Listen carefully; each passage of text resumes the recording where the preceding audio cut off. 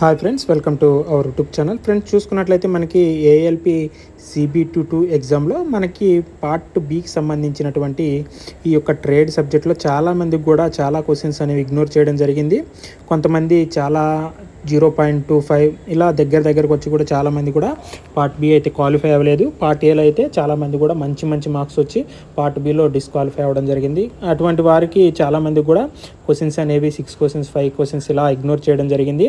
ఏవైతే ఇగ్నోర్ చేయబడ్డాయో ఆ యొక్క క్వశ్చన్స్ అనేవి కూడా అవుట్ ఆఫ్ సిలబస్, అంటే సిలబస్తో అయితే సంబంధం లేకుండా క్వశ్చన్స్ అనేవి అడగడం జరిగింది. అటువంటి క్వశ్చన్స్ అన్నిటిని కూడా వాళ్ళు మనకు ఒక నోటీసులు అయితే ఏవేవైతే అవుట్ ఆఫ్ సిలబస్ నుండి వచ్చాయో, ఏ షిఫ్ట్లో ఏ డే అయితే జరిగినాయో ఆ యొక్క షిఫ్ట్ వైజు, డే వైజు, అదేవిధంగా అవుట్ ఆఫ్ సిలబస్ వైజు మనకి రిమార్క్స్ అనేవి ఇవ్వడం జరిగింది. ఒకసారి చూసుకున్నట్లయితే దేంట్లో ఎన్ని క్వశ్చన్స్ అనేవి, ఏ షిఫ్ట్లో ఎన్ని క్వశ్చన్స్ దేని నుండి ఇగ్నోర్ చేశారో కూడా మనకి ఇవ్వడం జరిగింది. అంటే ఏ సబ్జెక్ట్ నుండి ఎక్కువగా ఇగ్నోర్ చేశారో మనకి ఇవ్వడం జరిగింది ఏ షిఫ్ట్లో అనేది.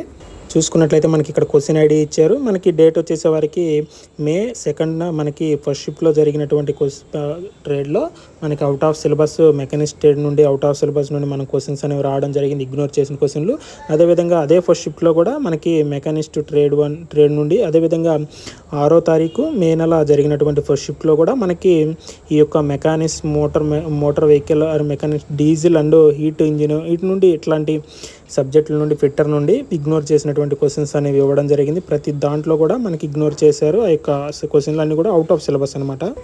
ఇలా అవుట్ ఆఫ్ సిలబస్ నుండి ఇచ్చి ఇగ్నోర్ చేయడం వల్ల ఎవరు స్టూడెంట్ అనే వాళ్ళు లాస్ అయ్యారు. కాబట్టి మరి బోర్డు అనేది ఈ యొక్క అభ్యర్థులన్నింటిని కూడా చాలామంది కూడా పాయింట్లో పోయారు. వీళ్ళందరూ అభ్యర్థులందరిని కూడా స్వీకరించింది. ఎందుకంటే మనకి ఒక క్వశ్చన్ అనేది మనకి కరెక్ట్గా ఇచ్చినట్లయితే, మనం పెట్టినట్లయితే మనం క్వాలిఫై అయ్యే వాళ్ళు చాలామంది ఉన్నారు. కాబట్టి వీళ్ళందరిని కూడా దృష్టిలో పెట్టుకొని మరి రైల్వే బోర్డు అనేది ఏమన్నా రిజల్ట్స్ని రిజల్ట్స్గా ఇస్తే బాగుంటుంది.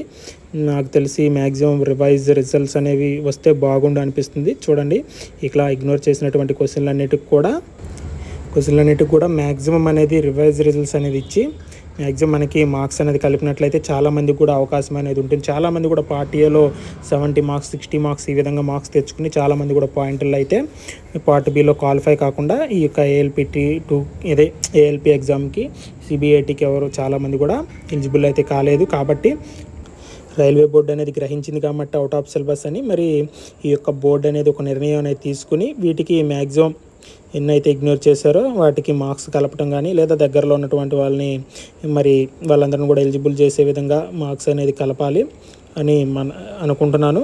మ్యాక్సిమం అయితే ఎలాంటి నిర్ణయం తీసుకుంటుందో చూద్దాం. మ్యాక్సిమం కలిపితే అయితే మనకు కూడా చాలామంది కూడా అవకాశం అనేది రావడం జరుగుతుంది. ప్రజెంట్ ఎవరైతే ప్రిపరేషన్లో ఉన్నారో CBATకి వాళ్ళు ఎలాంటి నిస్సందేహంగా CBATకి అయితే మంచిగా ప్రిపేర్ అయిపోండి. ఎలాంటి నెగిటివ్ థాట్స్ అయితే వద్దు. ఎలాంటి అప్డేట్ వచ్చినా మన ఛానల్ ద్వారా అందించబడుతుంది కాబట్టి ప్రతి ఒక్కరు కూడా లైక్ చేసి వీడియోని సబ్స్క్రైబ్ చేసుకోండి. ప్రతి ఒక్కరు కూడా ఆల్ ద బెస్ట్. పూర్తి నోటీస్ని మన యొక్క కమ్యూనిటీ ఛానల్లో పోస్ట్ చేస్తాను. ప్రతి ఒక్కరు కూడా అక్కడికి వెళ్ళి ఆ యొక్క నోటీస్ అయితే ఒకసారి అయితే చూసుకోండి. ప్రతి ఒక్క